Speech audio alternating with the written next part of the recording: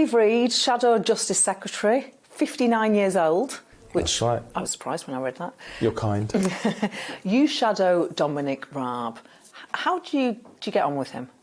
On a personal level, of course, we get on. That's the way it is in Parliament. Generally, people are quite pleasant as human beings. Politically, we have pretty significant differences. And there's been a bit of a revolving door going on there, hasn't there? Raab was in the role, then in came Brandon Lewis, then he was quickly out the door, and we've just got Raab back again. And I'm afraid I don't think Raab's done a very good job. Let's talk about you. You are an out gay man. You've had a long-term partner. You got married. Yes.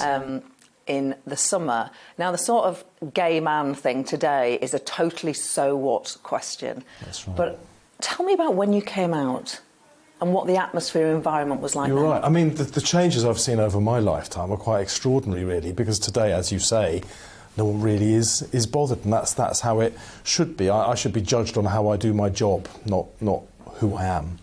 And I believe that's the case for everyone else as well. But when I came out, that was in the 80s and the 90s. How old were you? I was in my 20s. I would say mid-20s about then.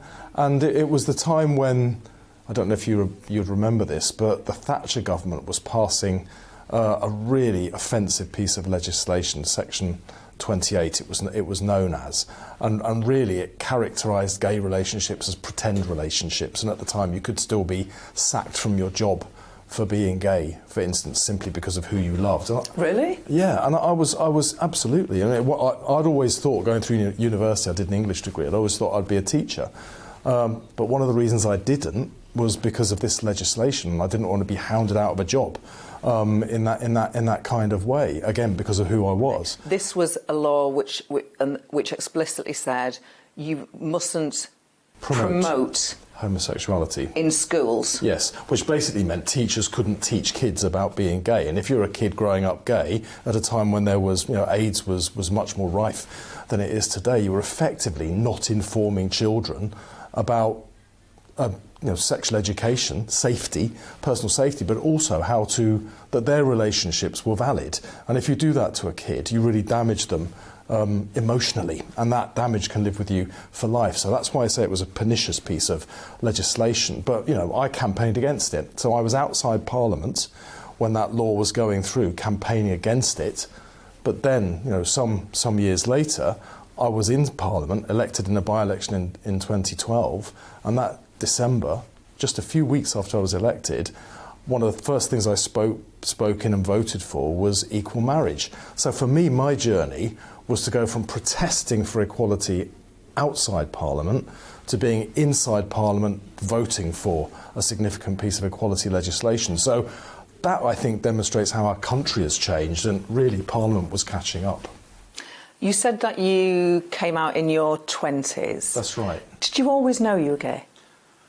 Yes, I did. I mean, it's a strange thing, because at the time I was growing up, it wasn't really spoken about or accepted. My parents were, very, very liberal and tolerant of that. So the problem didn't come from them, and it was a societal pressure that I felt on me. So it's a strange way to put it, but I knew it and I didn't at the same time.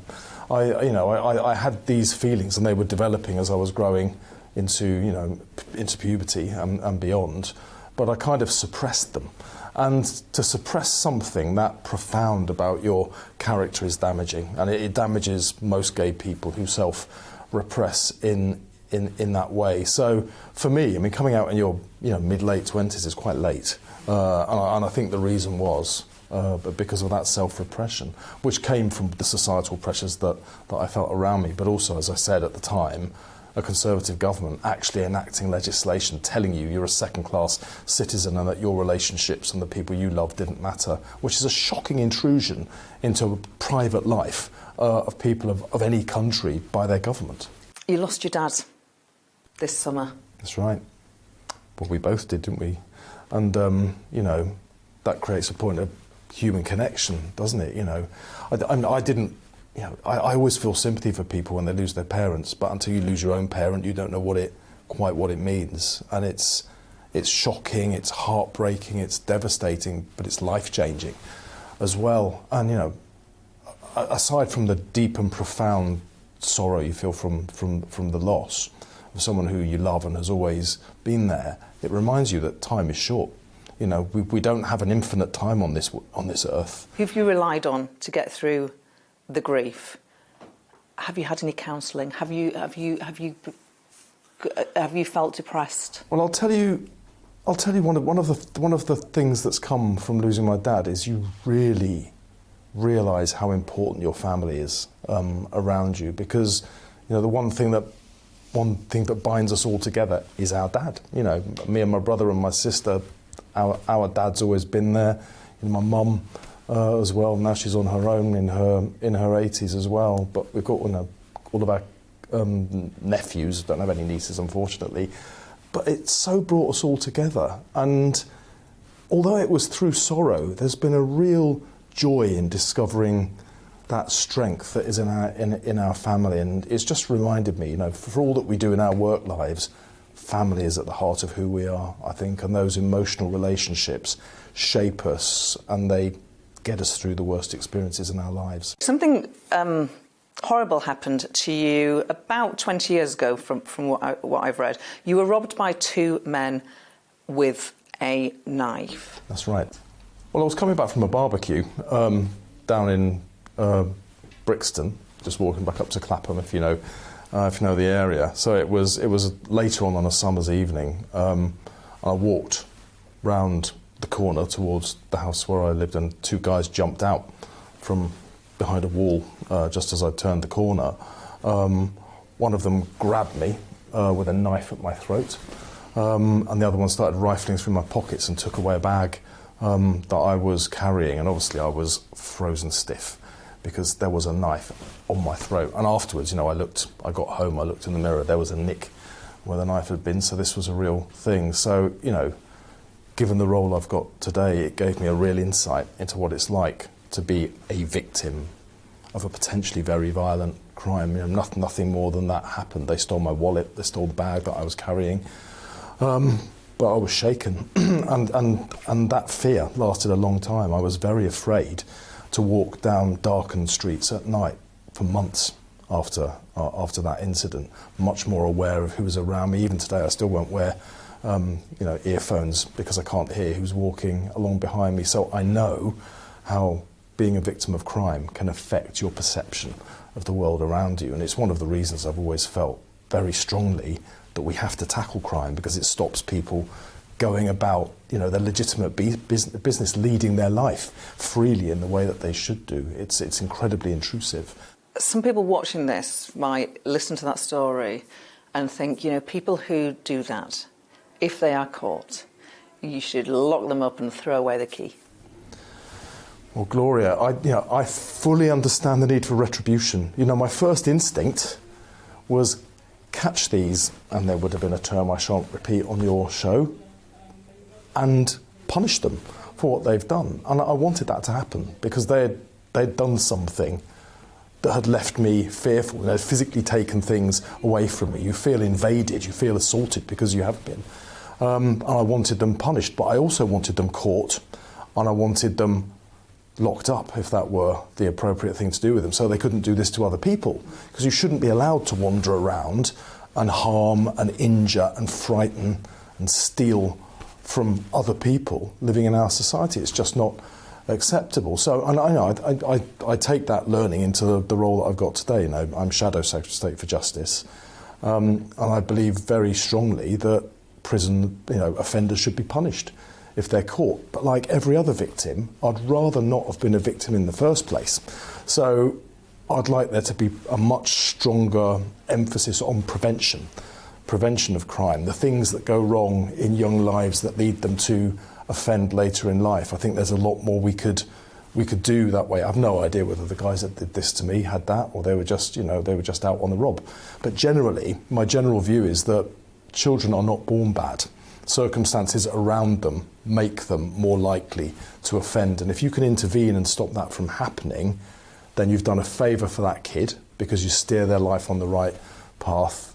You've done a favour to the potential victims they might have offended against because they never become victims. And I just think we just don't focus enough on prevention of crime, leave alone punishment, which I think the government has also gone backwards on. You know, for me, if these guys had been caught, I would have wanted them punished. I understand retribution. You wanted them locked up, yeah. I want punishment, because and rehabilitation matters too, as part of them being in prison. If that was what would have happened to them, there should be rehabilitation so they don't offend again. But I think it's an entirely legitimate human impulse to want somebody who has offended against you to get punishment because of the offence they committed. And so I fully understand retribution, but rehabilitation matters as well, so they don't do it again. There is a perception from some people that people on the left, some people on the left, care more about criminals than victims. It's your job to challenge that perception, isn't it? Do you recognise that it is a problem? I recognise the perception, and I think under Labour's previous leader, we went too far in that direction. That's my view, but we've now got a very different leader, Keir Starmer, the former Director of Public Prosecutions, who was knighted for his work effectively in helping to cage criminals. So, he puts a very strong emphasis on the fight against crime. Labour wins the next election. Let's imagine that. You are sat at your desk the first day as the country's Justice Secretary. What's the first thing you're going to do? The first thing I want to do is actually, of everything that I've seen going wrong in the criminal justice system, the one that I think is the most pernicious is, this epidemic of violence against women and girls. And the fact that when you look at the stats, barely 1 in 100 reported rapes ever results in a conviction. I mean, that's effectively decriminalising rape, in my opinion. And if you're one of those few, it's nearly always women, one of those few women who is a rape survivor who gets to court, the average wait is 3 years. 3 years now, that's shocking when you've been a victim of an offence like that. So the first thing I would do is order the opening of specialist rape courts, because that way we can speed up these cases. I'd like to get them down to below 6 months wait rather than a 3-year rape, and I want to cut the backlog in the court. So if you are the victim of an offence as violent and aggressive as rape, you have confidence that the criminal justice system is on your side. That is my first message. Steve Reid, Shadow Justice Secretary, thank you for talking to me today.